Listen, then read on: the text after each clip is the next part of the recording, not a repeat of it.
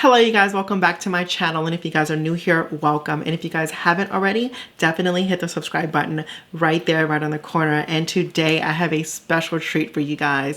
All I'm going to say is pull up a drink, grab a snack, because this is going to be a wild ride, because this person that I'm interviewing today keeps it very raw, very real, and very, very honest. And I am going to interview one of the founding fathers of the House of Tisci, legendary Gunnar Tisci.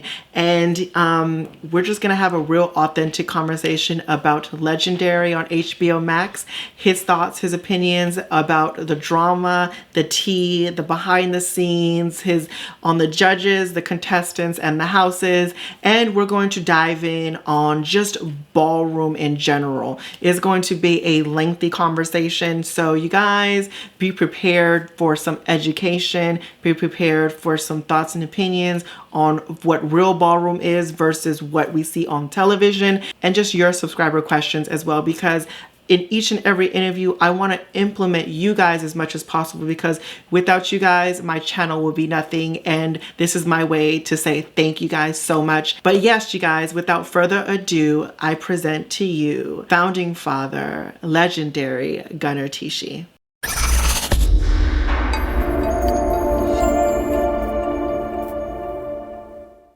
Thank you so much, legendary founding father. One of the founding fathers, Gunnar Tisci. Thank you so much for coming on. I totally appreciate it. I'm sure my subscribers are going to love the fact that you're on, because we get to see a house father, one of the founding fathers, and have his input on the show Legendary on HBO Max. So thank you so much for coming on, babe. And you guys, I'm going to warn you. Thank you for having me. I'm going to warn my subscribers and people that are watching it now. Gunnar does not hold back. So you guys are in for a treat right now. Oh, Lord. Here we go. Come on. Here we go. You know, okay. This is years long. Thank you, sis. Thank you for inviting me. It's a pleasure. Yes. It's an honor. It's an honor to see what you've been doing with your platform and to be invited. So thank you so much, babe. Thank you. So let's get into the tea. So what do you think about Legendary HBO Max as of right now, compared to season 1 and season 2? Let's start there. Okay, so as a framework, as a show compared to this season compared to season 1, I think I can see they've increased the value, you know, the production value. That's really good. I'll commend them. But besides that, not a lot. Not a lot has changed. I feel it's the same non-ballroom culture bullshit from season 1. It's not about the culture. It's about a quick money grab and finding this new shiny penny and showing it to the world until it's no longer bankable.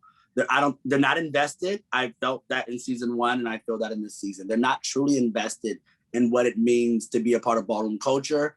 And even more so than not being invested, there's a lack of respect for 50, 60 years of underground culture that has been able to be a mainstay up on the Black and brown LGBT community. One of the issues that I think that we have as a community is that we're looking at our baby being judged and received by the rest of the world. And so we're looking at it from 2 different lenses, right? We're looking at it as an elimination reality TV show, just as we would look at Project Runway, America's Next Top Model, XYZ. But we're also looking at it as people who are part of this world, right? That is now being presented to the mainstream, to the globe. And so I try to wear both hats when I'm trying to do the critiques.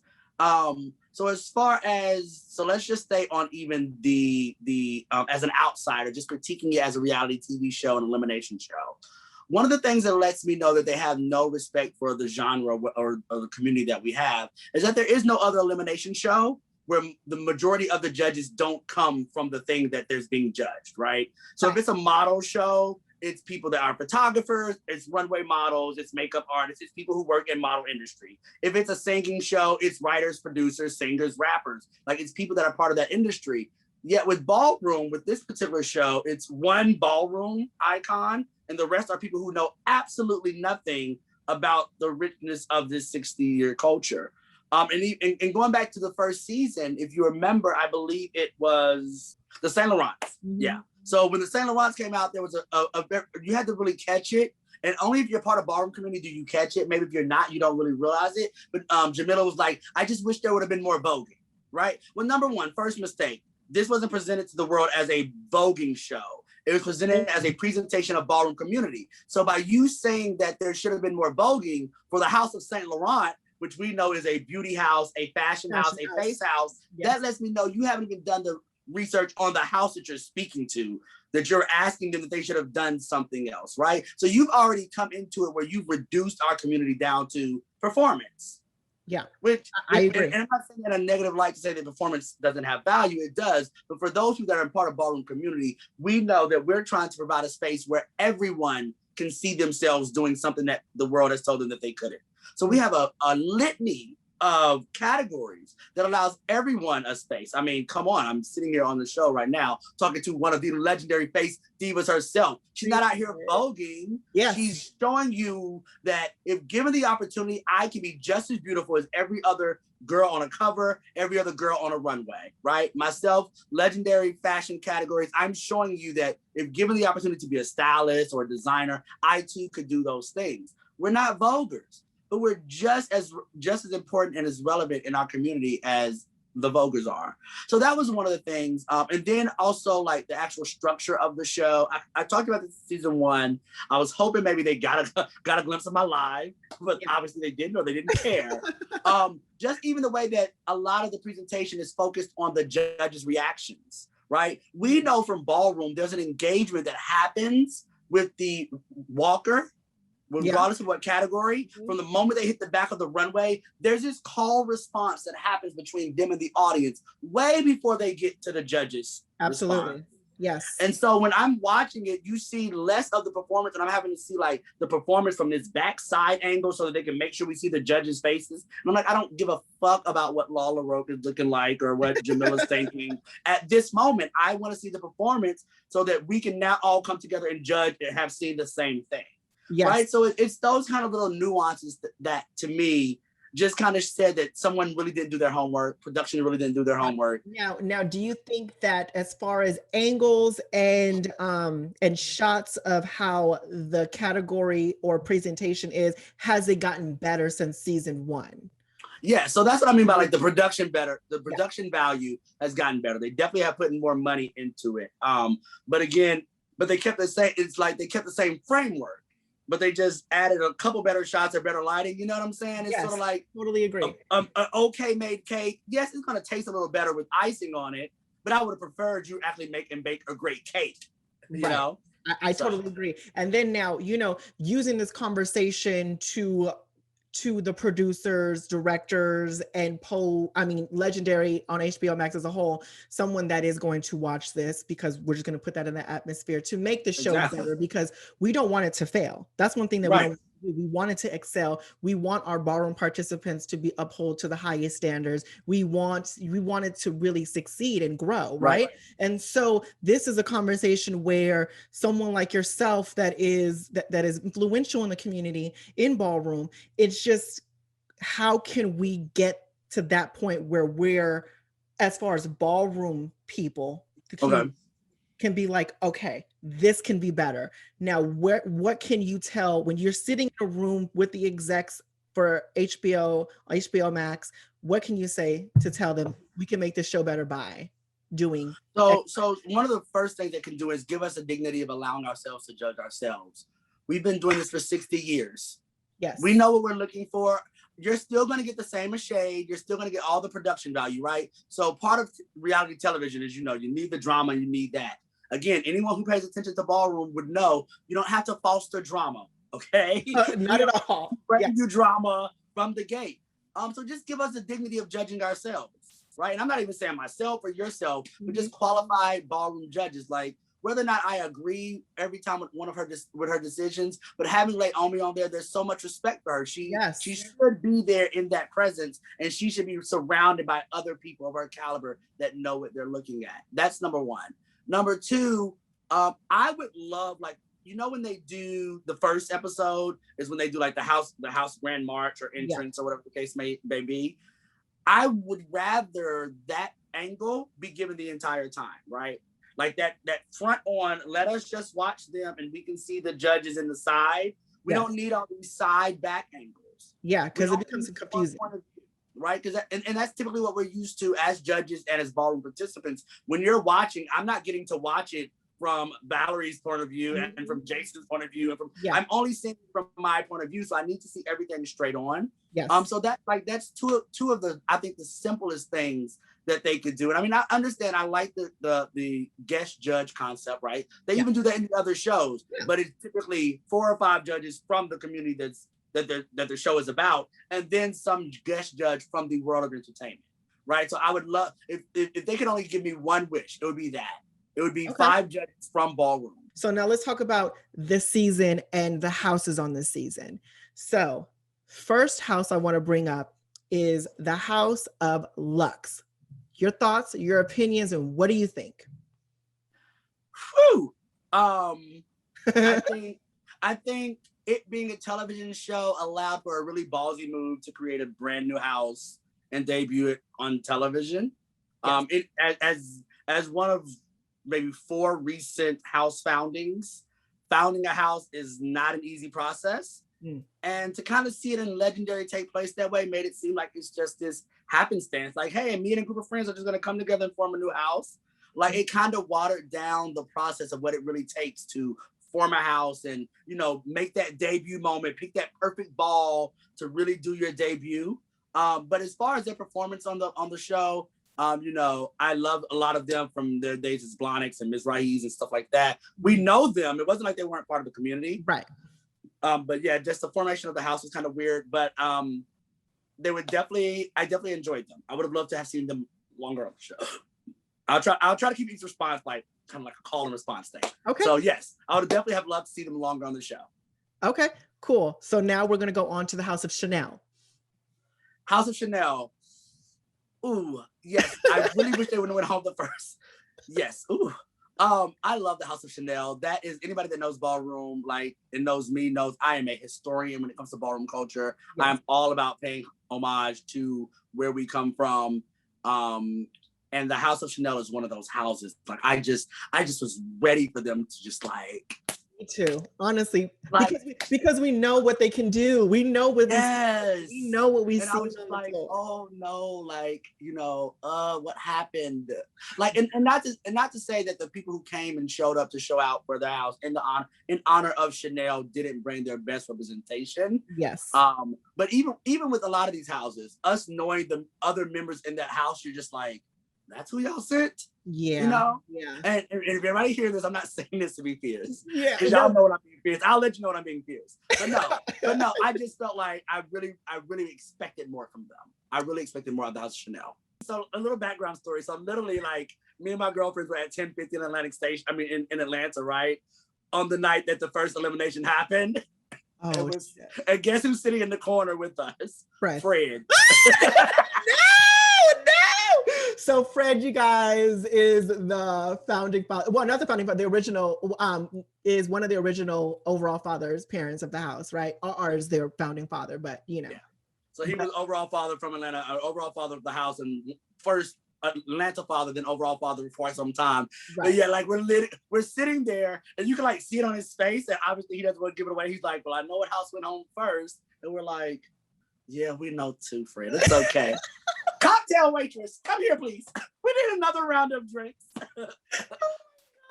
And you know, and I love Fred. And you know, he just like, girl, it's for television. And I'm like, okay. Yeah, Fred is like, child, you know, girl, you know, let's keep the party going. We're not leaving no time soon. Let's go. Right, you know? Exactly. That's very much Fred. So next house, let's talk about the House of Milan. Milan, darling. let's you know. So keep in mind, I'm gonna keep y'all a backstory. We were both ex-Milans, and we left, and they decided to branch off and create the House of Tisci, and Gunnar is one of the founding fathers, and now we're here. So now we're here. That could be a whole nother segment. No, but let's just keep it on Legendary and keep it on the house. Yes. Yes, the performances were not up to par. The response or the outtake by the mother needed to and had to be addressed. Yeah, I was surprised that they lasted as long as they did. I didn't really ever see a clean and concise performance. That's not the Milan that we know. They look like a new house learning to perform and work together. Yeah. It's definitely not the Milan when, no shade, when we were on. You know what I'm saying? You know, not to reiterate what my baby said, but we come from Milan, not those Milans though. It is no shade. It is what it is. But Yeah. you know, but still, we want the House of Milan for, you know, rest in peace, Tony, rest in peace, Hickavy. We want it to go on because of them, their legacy, their, you know, we want them to keep on going. You know what I'm saying? We want them to flourish. We want every house to flourish. This is just what we see on the show. This is not pertaining to their personalities. This is not pertaining to how these people are real on the ballroom floor. We're focusing just on Legendary. On the show. Right. So don't and that's gonna be our last time we tell them not to take it personal, because anything after this that they take personal, baby, y'all know where to find me. All the social medias out there. So next house let's get into is the House of Icon. The House of Icon. Middle tier throughout the show. They had some ups and downs, but nothing that when I watched them I said they shouldn't be here, but also nothing that said, yes, they're going to be my top 5. Yeah. I totally agree with that. That was like an even sentiment, you know, all the way around. Okay, so next house is the House of Prodigy. House of Prodigy. I was kind of devastated that they went home so early.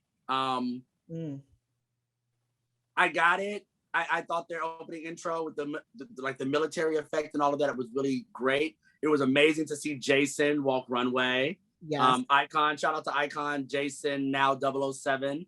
Oh yes, you guys, Jason, the mother from the House of Prodigy, is now a 007. If you guys didn't know, he left his house and now maybe starting a new one. Who knows? There are rumors. Yeah, I would have liked to see what more they could do. There are probably other houses I would have eliminated before I've eliminated them. If I was a judge, just knowing what they could have brought and who he had on his team, they were going to bring some noise if they would have been able to stay for a few more episodes, I think. So now let's get into the House of Orichi. The House of Orichi is my favorite. I mean, obviously, Tisci aside, that house.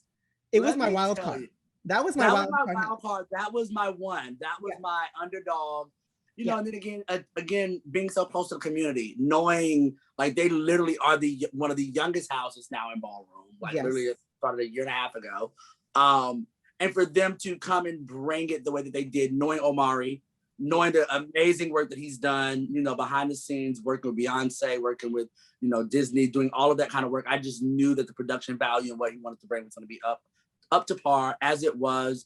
Knowing, you know, my sister Gillette and what she brings, like I was totally impressed with them.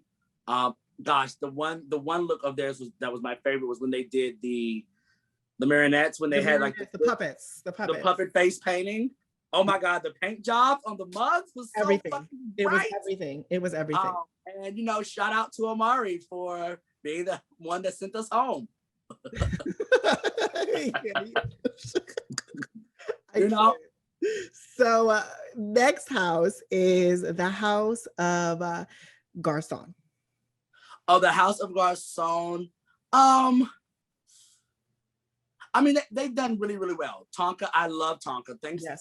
Tonka is like, I'm such a fan favorite of Tonka. Well, I've been a fan favorite of Tonka prior to the show. Another one of my platforms, I'm very body positivity and for like different representations. And so to know the work that Tonka puts into his presentation in Ballroom in general, even outside of the show, like, you know, much support for someone who loves and respects themselves in a world that would tell them that they shouldn't. Yeah. But my ultimate favorite in their house this season was Savion. Oh, really? Savion, like go and do like the complete 180 from what he does in mainstream. Yes. Because Savion isn't like that. Like this is a totally different side that we're not used to. Like we get the quiet, the body boy. Yes. So he stands with the other sexy boys in the corner with their cocktails, and you know, everyone in the corner and all of that. And to see him come out of that shell on international television I was just loved it. amazing. Yeah, I loved it. I loved every bit of it. It was a confidence for me, Symone. Yeah. So Definitely. next house I want to talk about is the house of Balenciaga. The House of Balenciaga. Look at you cheesing already. No, so just a little bit of background. If anyone goes and, after they see this, wants to go to my page and stuff, you'll see that me and their founder, we have this head-to-head relationship. Honestly, what is it? What is going on between I don't know what it is, honestly, because I'll tell you, as someone who's been in the house with me and has seen how I can go back, like be in your face and then turn right around and like, okay, girl, love you. Let's get a cocktail. Right. I think with him, like with well, let's just say this. In general, in Ballroom, I challenge power. I do that in every aspect of my life because I believe that anytime people are given power, they should be checked at all times because power unchecked becomes power unwanted, becomes very dangerous. Yeah. And so he has a big platform and he has a big voice. And so I'm typically here to engage in ideas around Ballroom. As someone myself, self-appointed icon, 20 years in the game, I think that there's a certain type of role that we take in not just caring about just our soul houses and their winning, right? That's great for the legends and the local chapter fathers. But once you take on that icon kind of role, you really have to start thinking like community at large, like what's the big picture here? And so, we just go back and forth about, just different topics within the community. And we're typically on opposite sides. But for me, honestly, I know him and his minions and the House of Balenciaga, and a lot of them think that I don't like them, which is crazy because I have children over there. That's not even your personality, though. That's not even your personality. I feel like you can go there, but then like you said, at the end of the day, you're like, okay, girl, where are we gonna go to the bar? What bar are we going to next? Yeah, and that is totally me, but I understand that everyone can't receive me in that way. I see. And I think that over the years, maybe we're just at a point where he can't receive me in that way. But anyway, back to the show. I mean, it's like bottom of the top tier.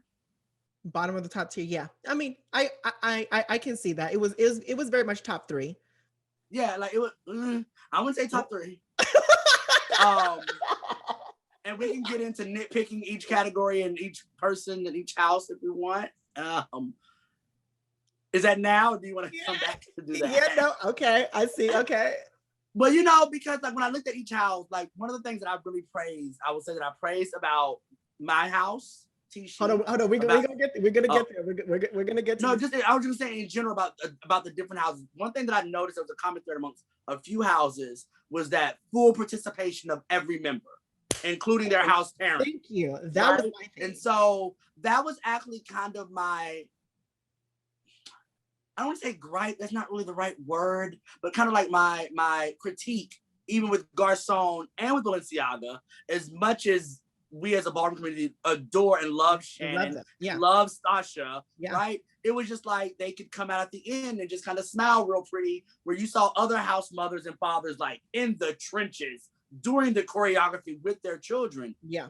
And most of these parents are just like them. Voguing's not their first category or whatever the case may be, but they're doing the do. You know what I'm saying? When you have Tonka giving you floor performance and voguing and doing all of that, with the obvious, his size, we should be able to see these other parents that are more agile and fluid get down and dirty as well. So that was one of my kind of like critiques about Balenciaga in particular. I really wanted to see Shannon do more. I wanted her to see her do the work of the other mothers. And that was one thing I wanted to ask you as well. So now when we get into Balenciaga, and like you were saying that you do the work and put a little bit more effort. Now, when the judges are judging them, do you think it's favoritism? And if so, why do you think that way? Because if they keep on saying that $100,000 is on the line, but then you're accepting shoes falling off and falling on the floor, right? Then what's the excuse then? I mean, I definitely think there's favoritism, right? And the thing about it is, we're not new in this community to witnessing favoritism, right? That's part of a subjective judging. There's going to be favoritism, but I think it started to get to the point to where, and again, and I think this is where some of the contention in the recent weeks between me and the Agas came about, is that they happen to be the subject of which we're talking about, like they're the team, but the issues that we're talking about is actually more on the show side and production, right? Absolutely. So they're the ones who, yes, their shoes are falling off, their mother's not participating, but what I'm really more so critiquing is the way in which the judges will like codify that or work their way around and explain that in a way like, oh, you fell and got up, that was so graceful of you. In ballroom, if you fall, it's a chop.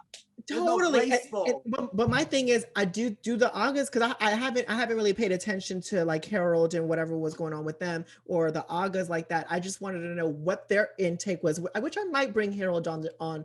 I mean, you can go and check out some of our lives. So according to, at least my interpretation of our back and forth for the last 4 weeks, that, get you a better agent, get you a better contract. It's that way. Oh, okay. It's get you some girlfriends. If the judges panel isn't working to your favor, get you some better friends on the panel. Not up your talent game, not actually do the work, but like, circumnavigate, PR your way into the win.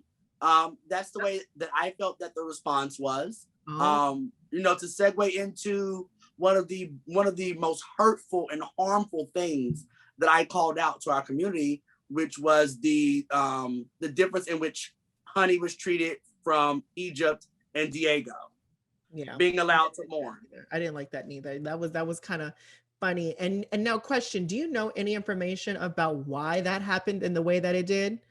The rumor mill is, obviously I haven't seen anything concrete, but through the conversations and the back and forth and the way that some Balenciagas responded, is that there were some different things in the contract that allowed for that to happen. And again, this is part of the contention between me and the House of Balenciaga right now, is that, again, well, yes, us being on Legendary, we deserve to be on Legendary. We deserve to have our talents shown to the world. But we have to remember as a community that once Legendary is gone, much like once Madonna was gone and Jenny Livingston was gone, we're still a community. Yeah. We're still family. And so we have to look out for each other. And for me, a community that deals with death as much as we do, for us to not in that moment say, hey, either we all get to mourn or no one gets to mourn, was an issue for me. For us to allow Legendary to decide and pick and choose who amongst our community got to mourn, and then how you showcase their trauma for ratings, it just left a really, really bad taste in my mouth. And so I called that out, and it became this big thing with, oh, you're picking on the August. And I'm like, no, I'm not picking on Honey. I think that Honey should have been allowed to mourn, but so should Diego in Egypt. Yeah. Right. Yeah. I got your point when you were saying that, because it really doesn't have to do with, it honestly didn't have to do with any one of them in particular. Right. It had to do with how it was handled. Correct. And so, and that was the thing. In me calling that out, it became, oh, well, how is this not like this or not like that? Cherry picking these straw man arguments. And I'm like, look, at the end of the day, Harold, you're an icon. Shan, like all of these, we're leaders in this community, right? And even though now the show's recorded, it's done and dealt with, we should still be able to come together and talk about this, right? Like, imagine, like, even in watching last week, seeing Honey come back, and then them doing, the outtake and all that, as they do on every reality TV show. There's the sad, somber music and the zoom in and all that. Like, in my head, as I couldn't even feel remorseful for Honey in that moment, because I was wondering in my head how Egypt and Diego felt watching that. How did they feel watching that you got to go mourn? Like, that's all I could think about. And that has nothing to do with whether or not Tisci is going to win or Tisci went home or any. That has to do with me, Gunnar Tisci, being a founder, a father, an icon, an uncle, a brother, a sibling. That's what it had to deal with. And it was just that to me was just, those are those checks and balances. You talk about going back to the original question about what do I think about Legendary? Like, those one of the things that just makes, it's like, they're still missing the mark on a lot of things, like that. Yeah. Yeah. A question: Did Diego and Egypt did they say that they wanted to stay instead of go? Like, you know what I'm saying? No. So to my understanding, what was told to me, and this is behind the scenes, and I can't report my sources because a lot of them are under contract. Right. And we ain't gonna break no contracts around here. We want our girls to get their coins, okay? Girls to get their coins. And we want them to keep booked and busy. But no, it was pretty much presented that once you're on set, you can't leave because if you come back, you have to now quarantine for 10 days. And if one member misses more than 1 or 2 episodes of the show, then the team is automatically disqualified anyway, because all members have to be there to participate. Yet here we have the Agas having a 4-member team for 2 balls. So, and again, it's not to say it's the Aga's fault, because that could have been any house. Right, it could have been the house of Tisci, and I would still be saying that's just not fair, kids. Now let's move on to the house of Mugler. So they were a slow starter for me. It was top middle tier in the beginning. But these last 2 episodes, baby. They said write the check. Baby, they said we are here to win it. When they came out that last ball before we were eliminated, I said, oh, yeah, baby. They came to play. And that was the thing about it. Like, I can watch it subjectively. Of course, I want my babies, my home team to win. Yeah. But to me, the fact that we're on this show, the fact that we're able to present our artwork of 60 years and what we've done, to me, we're all winning. Absolutely. I'm winning. Regardless of who wins, I win, because this is my community. This is the thing that I've been fighting for my entire, corporate career, to be able to sit in a Zoom meeting like this with my coworkers and say, hey, by the way, my pronouns are all of them, and I am part of the iconic ballroom scene. Yeah. This is something that I've been fighting for. And so they are providing that space for us to now do that. So regardless of who wins, we all win. But the Muglers, baby, if they top what they just did for the ice ball, I don't the lift and all of that, maybe when it came out, Arturo with the ball back, hands out. I said, you know what? The way they executed those 2 episodes was perfection. And shout out to Arturo for the reinvention of the Bernie ball. Yes. And that came from Bernie. So if you guys don't know, that came from him. Everyone has kind of did their own rendition to it, because who else has done it? London has done it, right? London's done it. I think, didn't Diva Devana do it once? Diva Devana did it as well. Yeah, so it's been done a few times, but I do believe, I could be wrong, but the icon Bernie Jordan was the first. That was the first. That was the only time. That was the first that I saw it as well. Yeah. So but yeah, so now obviously we're gonna save the best for last. And your honest thoughts and opinions, I want you to give your opinions on the House of Tisci. Without crying? Pretty much. If you want to cry, you could cry. Because I know these are your babies. So yeah, these are my babies. We were asked to come on the first season. And we thought about it long and hard, but some of the questions and some of the way the setup was, we just weren't comfortable with putting our members through that. They were asking which house don't, just asking shady questions off the rip. And so we kind of we were still new. We didn't want to come in with that vibe. They were asking some uncanny questions about our female figures and what would they be comfortable talking about and things like that. And we were just like, that's not our vibe. So when we came back this year and we were able to negotiate and talk with them, I still have my reservations. I'm kind of the old guard and learned from the old guard from the days of Paris is Burning and all the shows when they brought all our trans women on there to expose them, man. All that stuff that we went through in the 80s and 90s in our community. So I'm just kind of always standoffish about representation to the outside world. But my kids were like, pops, grants, whatever. We really want to do this. We think that this could be springboard to some of the other things. And I'm like, okay, so let's sit down. Let's work through this. And honestly, I was nervous. I'm just going to keep it 100 with you, because I think so far in our 4-year history, the Tiscis, we have a lot of very strong individuals. We haven't yet in Ballroom in our 4 years really presented ourselves as a collaboration, as a team type house. This from when we were Milan's. Milan's wasn't necessarily a team type house either. We were like the top of the tops of all the categories by yourself. Yeah. Yeah. Right. And for those that are watching that may not be part of Ballroom, it's like with any sports or any type of thing, different teams specialize and are great at different things. There are certain houses that are really good at performing as a house type categories. They're going to get everyone together. Their looks are going to be on. They're going to do all of that. And then there are other houses that are great at sending out show-stopping individual members that are going to bring the roof down. Right. And so up until the point of Legendary, I think that was Tisci. We were $1,000 after $1,000 fashion category. We did all the other years, new house of the year, all of that.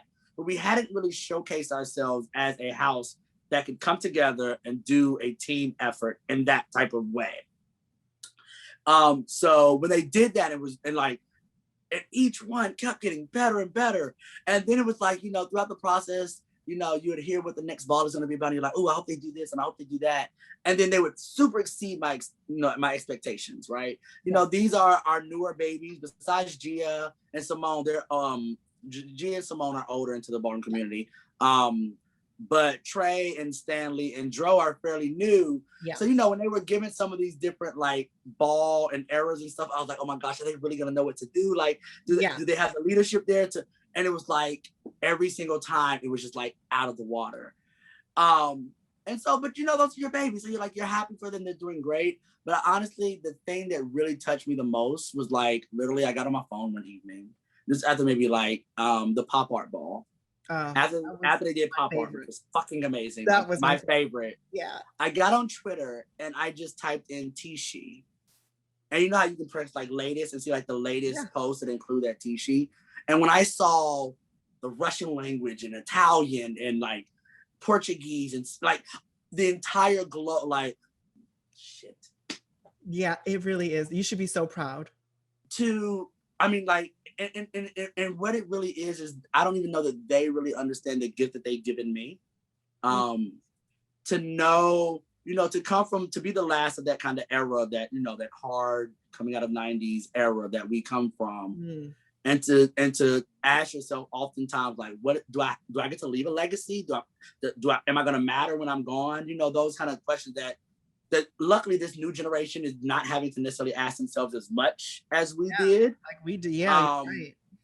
But to know now that my legacy, I can stop and just disappear, and people will always be able to go and see, if they do the research, trace and find me through them. That's the gift that any parent wants, right? That's why we produce. That's why we take on children, is so that once we're gone, we're still here. And they've given me that gift, and I don't know that I could ever even place a value on that. And maybe all that hoopla that happened 4 years ago with the House of Milan, maybe it was destined for this to come about, right? And you guys creating such a force and such a powerful unit and a family. And look at now, you guys have a legacy that's gonna be forever. Not gonna be forgotten. It's gonna be forever. So that's crazy. It's digital now. It's searchable. It's digital. Done. It's done. And congratulations. You guys definitely did that for sure. Okay, so now let's talk about your opinion on the judging. Horrible. Yeah. Inconsistent. If I had to sum it up in words, horrible and inconsistent. I can go down the line. So starting with Law, I feel the same way about him that I felt about him last season.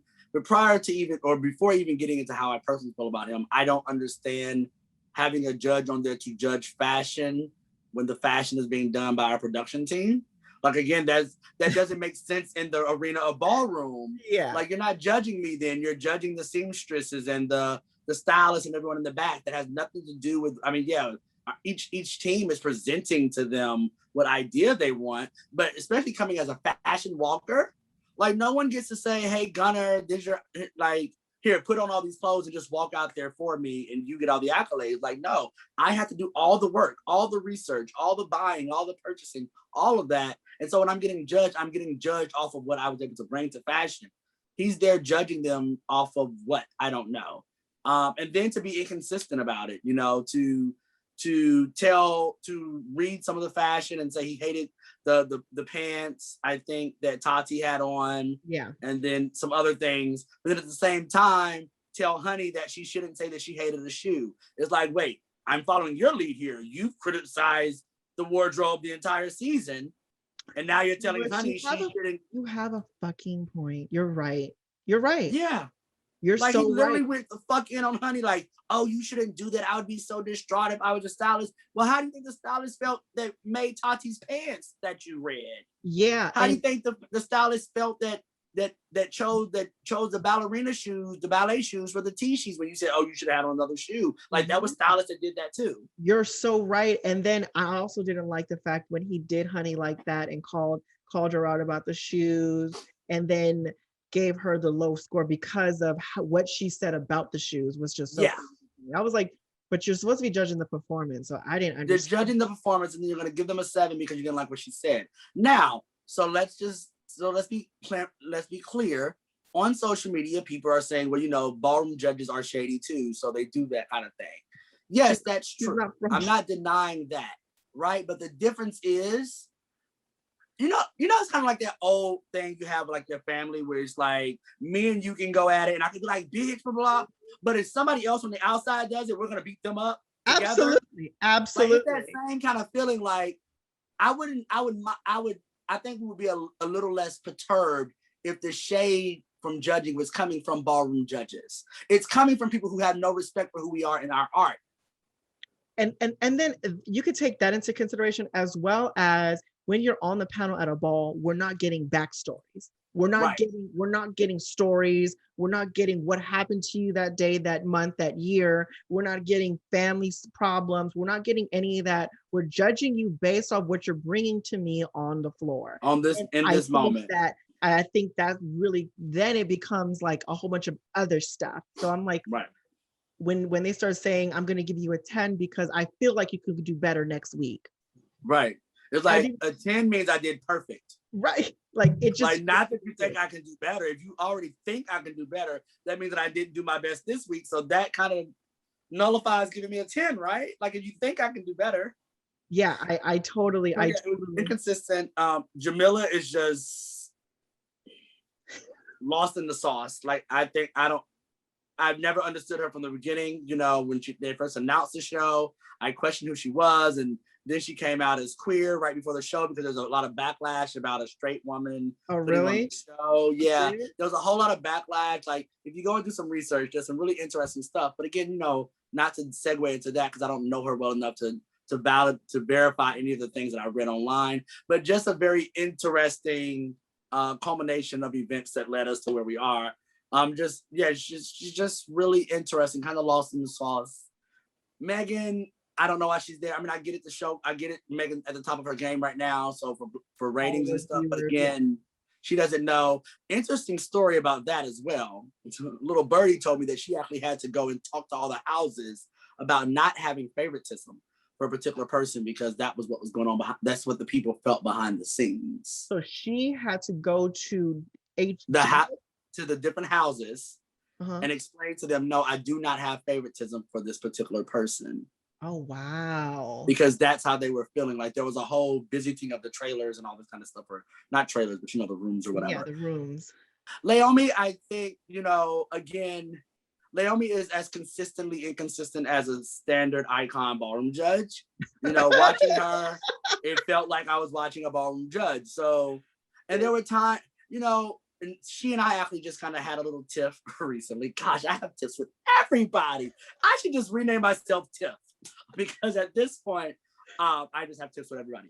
But no, there are times when she's judging that you wonder how much of this is for ballroom, how much of it is for her and her career. And how much, you know, how she's and we know that history from her being in ballroom, kind of how she feels about ballroom and how she felt she was treated in ballroom. Yeah. And I think there are times when that kind of shows itself in the judging. But again, even with that being said, there are times I had to defend her. Like, I don't think, whether I agree with her or not, Law, watch your mouth. Like you just said earlier, if it's someone that's not from ballroom, watch your mouth. Watch your mouth. Just one final person, because we always pay attention to the contestants, the houses, and the judges. Let's give a little spotlight to Deshawn, the commentator. So now, what do you think? Oh my God. I love Deshawn. Can we talk about budget and looks too? Well, I've loved him since season 1. To know Deshawn and to know his presentation and what he's bringing to the show, like, and to know that he's more than likely putting in behind the scenes value and things of that nature. Yes. Love Deshawn. So happy.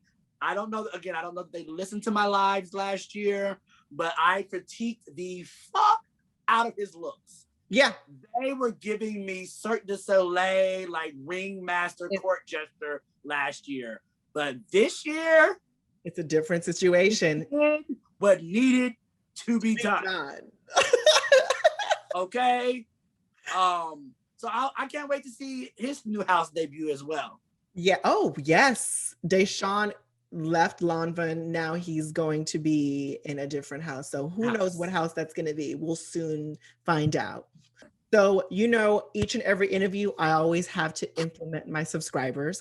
And I told my subscribers that I was going to come on and interview you, one of the founding fathers, and here are the questions that they had for you. Okay. So, first question they had was, how did the House of Tisci decide on which house parent should go and represent their house? Well, actually, the way that the showing does is that you submit a group of names. So we submitted like maybe 15 people. And when you submit them, you submit a social media packet, ballroom clips, photos, Instagrams, all of that. And they kind of started narrowing it down because at that point, when we think about leadership that was submitted, Gia was submitted, Ronaldo was submitted, and Vito was submitted. In terms of leadership at that time.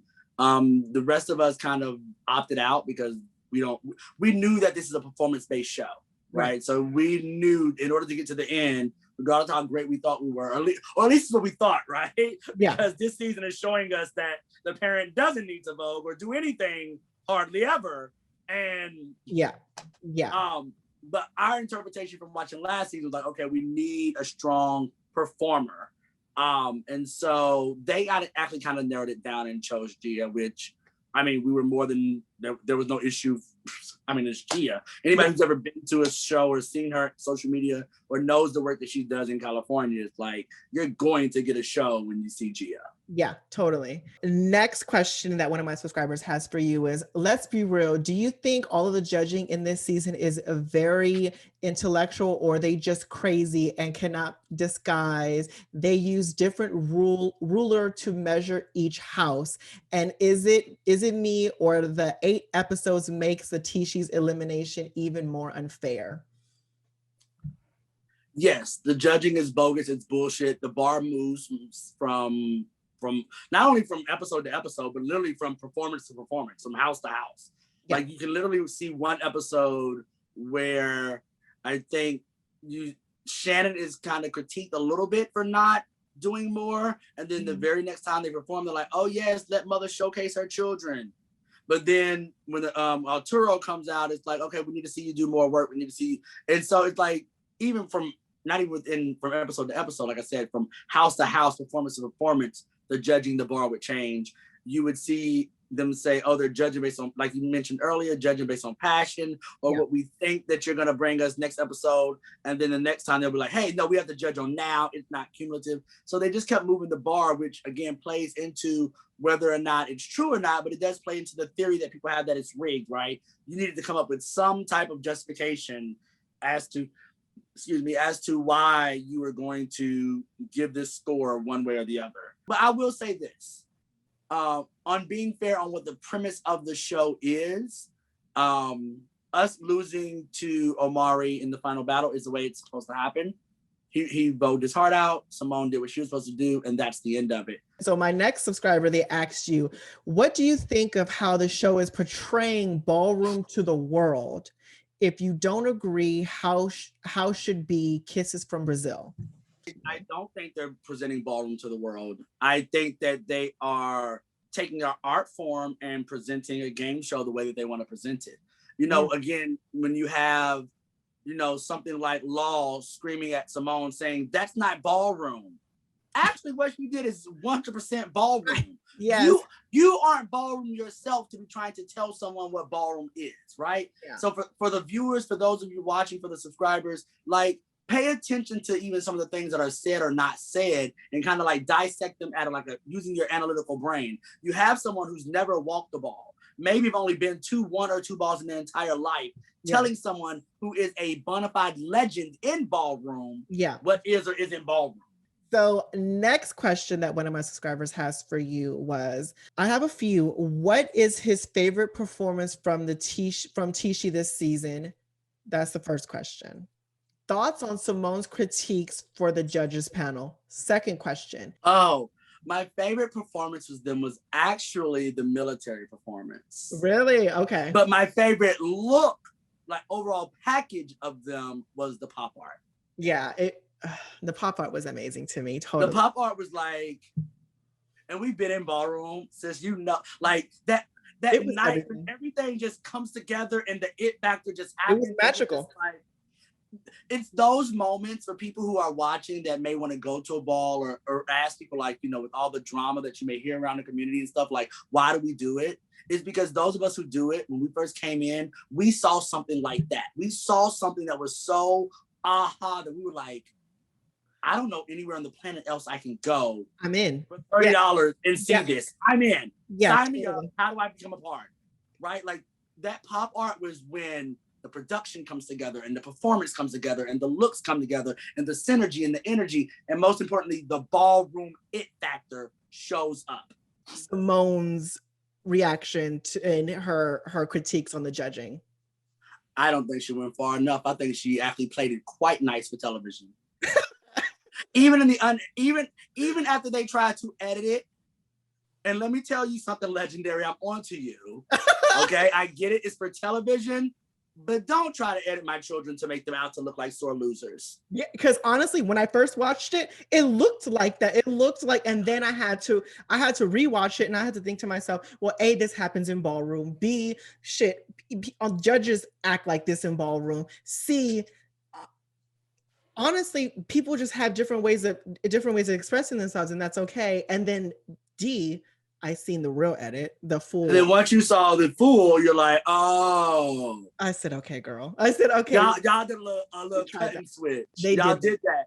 And I think, and again, that goes back to what we've been talking about the whole time with the show, and are they really presenting the culture? Is it the best thing for us? Like, we have to be mindful of these things. And I think any underground culture or community that starts to expose themselves are really vulnerable in that moment, especially when they give outsiders the space and the autonomy to define to the world what they are. You know what I'm saying? Yeah. For them to try to paint it like this, it was just like, girl, y'all really tried to play that edit. Y'all played the fuck out of that edit. They did for sure. So now moving on to the next subscriber question that they had for you is, I would love to know who are your ballroom children and how he started in balls and maybe things he wishes he would change in ballroom. Wow. That's a loaded question. That's like, so pull up a chair. Let me tell you history. Country, Sicily, 1927. So I got started in ballroom. My ballroom story is a lot different than the ballroom story that most of the world has grown accustomed to knowing. The New York backstory, the drugs of the 80s, the HIV cases of the 80s and 90s and that thing. I started ballroom in the South. The Southern ballroom scene, I started out in Escada. The Southern ballroom scene was founded by collegiate students on Morehouse campus, in the AUC. So we had a different type of introduction into ballroom from New York. So yeah, I was brought in as an Escada. I was in Escada for 10 years, brought in by my mother, London, the icon, London, Miyake Mugler. And yeah, I was there for 10 years, and I went to Milan. And then almost 4 years ago, I started Tisci. I don't really have I don't have like legendary children in ballroom. Like, it's so weird. So like most of my children I would meet through ballroom. Mm-hmm. And then somewhere along the line of me being their parent, I would see that they had other dreams in life. And this isn't to say that you can't accomplish dreams and be in ballroom, because I'm proof that you can do that. But what it was, I think, with most of those children is they kind of come in under the misconception that a lot of people in ballroom have that the world is not going to allow me to do these things. So all I have is ballroom. And so what ends up happening is that I end up getting my kids to go through college. I've graduated a child from Morehouse. I have a neurosurgeon as a child. I have a child who owns his own grooming business, who owns his own hair care line, who all my children ended up leaving ballroom. So even if I named them, I don't think your subscribers would know them. But I'm so proud of my children, if any of them are watching that. Next subscriber wanted to ask you, I want to know what he misses the most from the true ballroom floor when he's watching the show. Can't wait for the interview. What am I missing the most? Again, I think going back to what I said about what they could change about the format, I want to see the competition. I want to see more categories on the show. I would love to see realness. I would love to see face in its true form. Yes. You know, I know. Yeah. Like, I don't want to see ballroom become this capitalistic engine that's centered only on voguing. Because what people don't realize about ballroom, and this is where I do get emotional, is that for a lot of us, ballroom saved our lives. Ballroom gave us purpose and gave us reason. And we didn't find that through just voguing. Voguing is just one vehicle that many of us found ourselves. People who were told they were unattractive became beautiful face goddesses in this community. People who were told they would never amount to nothing started walking body and learned to love the skin they're in and be able to be vulnerable in that way, to be practically naked in front of a room of thousands of people. You know, there's a lot that ballroom does. And so that's what I really miss seeing on the show. I don't feel like I see that. You don't see that moment. And those of us who have been on a ball have seen it. When that naughty karate child that feels like they're nothing walks into that floor, walks into that room and gets under those coveted lights, and they have that butterfly moment. Yeah. Where you see them go from this insecure person to this grandiose thing that they can become. I feel like that's what they're missing from the show. It's so competition that you're not seeing the character development that really happens in ballroom. Yeah, I love that. I love that you said that, the character development, just that those butterflies that you get from ballroom, just being in a part of ballroom and having that essence, that aura, that feeling, that love, that just rawness of it all. Love all of that. And which kind of leads me to this. It's not a question, but I kind of felt like it needed to be said, because when you're in ballroom, you create stuff. And I've always said, two main things you need to do when you're in ballroom and keep a hold of is be humble and make moments. Yep. Those are key elements to being successful in ballroom. So this leads me to this comment from Maverick Styles. He says, "Can't wait for this interview. One of my favorite ballroom fashion assassins.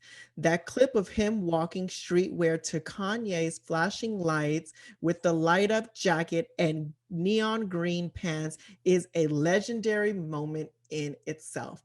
Stuff like that is what I'm saying. Stuff like that is what we're talking about. You know what I'm saying? Is that when people can pinpoint a look, a moment, a song, a piece, something that they're going to always remember and even try to recreate.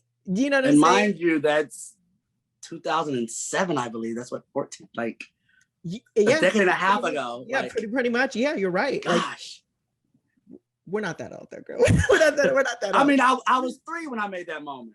Hey, there you go. I'm 23. But stuff like that is it's it warms my heart, and I know that comment probably because it just shows that when you said earlier about leaving a mark, leaving a moment, just this is what it is. Like people pay attention to stuff that you don't even know that are paying attention. So I mean, it's Maverick Styles. Thank you. Thank you, Maverick Styles, for that. Like, that was, so talk about those it moments and those aha moments. Like, for me, looking over the course of my career, that was my moment that I said, yeah, bitch, I'm here now. I'm here. Arrival. Yeah, that was the, the comment. And to be quite honest, I was having this conversation with my children the other day. Moments, the beauty of moments is that they aren't easy to make. Like, it's not just, oh, well, I won 5,000 or, oh, I did this. It's like, it's that moment. It's someone pinpointing a look that I did, the song I did it to. Yes. You know, all of that they can pinpoint. And mind you, right, we're pre-YouTube generation. Like, Yeah. you're like, for Maverick or whomever this person We're is, on to even stumble, VHS for them to even stumble across that, you know, means that they really are paying attention, have a care and concern for Ballroom, because we don't come from an era where we have hundreds and thousands of clips. Like, you know, we don't. I mean, for your followers, for people that are watching this, like, this is my sis. Like, they like, but has nowhere near the amount of clips that she should have. Yeah. But because we don't come from that era, like, we come from the ball would happen. You would reach out to whoever made the DVD that week. You would have to pay for the DVD, wait a whole week to get it. Like, we come from the era where literally people would know your name before they knew your face. Like, they could be at the bar having a conversation with her and be like, oh my God, let me tell you, this is girl in Ballroom. I think she might even look like, and they wouldn't even know that they're talking to the person that they love. It's so true. It is so true. They would know your name before they know your face. You're right. We come from that. The DVD Ballroom. That's crazy. Oh my God, thanks, Maverick. That's gonna take me back. Right? Thanks for dating me, Maverick. So thanks for dating me on the show and telling my age. We're not gonna go there. We're still young. Right. We're 18.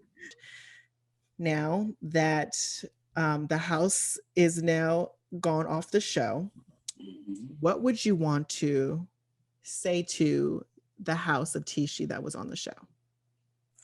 I want to say thank you so much for allowing yourselves to be vulnerable enough to not only present this house, but to present yourselves to the world and to be critiqued on a global stage. Especially for the three youngest babies who only have a few years in Ballroom, to go from a panel of Ballroom people that you know to the entire world watching was a big undertaking. And so I'm just really thankful for them. And I just want to say, I love you. This is the beginning, not even the beginning, gosh, like this is like the planting of a seed, that there's so much that we can water and make from this. Understand that you have an entire world of people now that are looking to you and through you are going to see our community and see us. So big shoes to fill. Don't feel the need to not be yourself or to cave to those pressures, but do understand that to whom much is given, much is expected. And you guys have been bestowed a great and grand responsibility. So take this and run with it. Yeah, good points. And I love that. So that concludes really all the questions and everything about Legendary and the House of Tisci from one of the founding fathers. I did also, since I'm a big supporter of Ballroom community, Ballroom people, and my brothers and sisters, I know that you have stuff that you want to, do in life more than what you have already done. So what do you want to put out there in the atmosphere, into fruition, that you want to accomplish next, whether it be Ballroom, non-Ballroom related stuff that you might, people might be watching that, maybe would want to work with you on. So what would you want to put out there? Sure, most definitely. I would love to do podcasts. I would love to do this type of journalism and speak about our community. One of the things that was asked to me by one of my kids, not a Tisci, but one of my Afro-gay kids, was like, Pops, I love Tisci. I would love to have seen you out there. And I was like, I agree to an extent, but I'm beyond that point in my life of wanting to be out there in those trenches. I would love to have like The View type of show where we review Ballroom and it's like a panel of us, like me, you, and about 4 or 5 other people. At the function, live, doing the show the same way they do like sports broadcasting. Yes, that would be so cool. Like, I would love to do that. I also have a clothing brand for those that are watching. It's under my namesake, www.gunnerdoyle, that's GUNNERDOYLE.com. It is a platform-centric, Afrocentric brand. So pretty much as a fashion walker, I know that your clothing speaks before you sometimes open your mouth. And so I like to wear clothes that allows people to say who they are. So one of my biggest things right now is like this African heartbeat, Afrocentricity. Some other things come in the pipeline of like Sadophile masochist. So like liberating sexuality for the female body through my clothing. So I want to do that. Gosh, my house, another one of the big things a big project I want to undertake, I've tried to undertake, is branding Ballroom in the same way that the NFL, NBA, and those types of things are branded, right? So we have like each house has its own mascot brand sort of situation set up, and then all of that falls under one umbrella. So there are quite a few houses that have started doing their own brands. We are one of them. So you can go, if you check out our Instagram, you can see a link to some of the items I've just dropped this last week. So definitely check those out. I'll be dropping some more merch for what we are now calling the Does, The Does? Nikki has her barbs and, Mariah has her lambs. We have our Does. That's THEDUHS. So the Does. We love you guys. Yes. So yeah, we're gonna continue making merch for you guys. So check that out. So definitely shout out to the House of Tisci. Go follow us on Instagram. And support my sister. Like, come on, like let's get this hot. Let's get this popping. If you got a video team and you want to see us, do the View Ballroom style, let's do it. That's exactly what I was going to say. So those are amazing things. Definitely any designers that you guys want to work with, definitely hit up Gunner to create some cool concepts. And if you production teams, if you guys are interested, that is a fucking phenomenal idea that you just said. Freaking having a commentary show while the ball is actually going live, that is so dope to see. So maybe we have maybe somebody in the community has a production team, has cameras filming. That is dope. Definitely hit up Gunner, and he's such a professional, and he will work out the logistics of it all. And just basically just having the house grow and just flourish, and seeing your baby, your seed, in your legacy come and be fruitful. So that's amazing. I really want the best for that. And just seeing your platform grow as well, and your podcast. You guys, I'm telling you now, I'm going to list all of his social medias down in the description box below. His website, Instagram, Facebook, everything. So pressure him to make a podcast, because he's being stubborn with it. But yeah, to the House of Tisci, keep on conquering the world.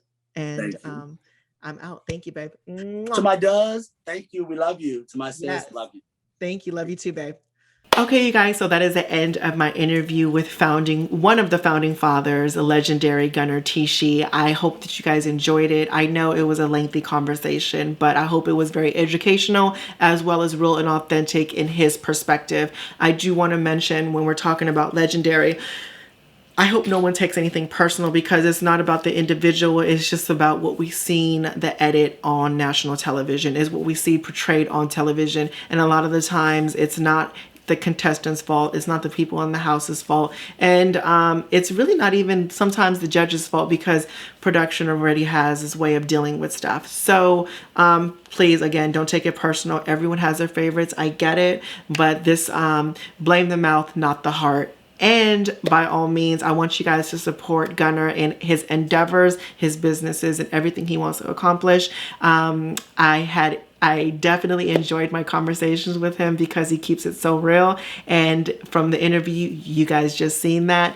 And like always, you guys, give this video a thumbs up if you guys have been loving my content, and hit that subscribe button if you guys haven't already. And make sure you hit that notification bell so you know exactly when I upload. And like always, life is your vision. It is whatever you make it, as long as you make it freaking fabulous.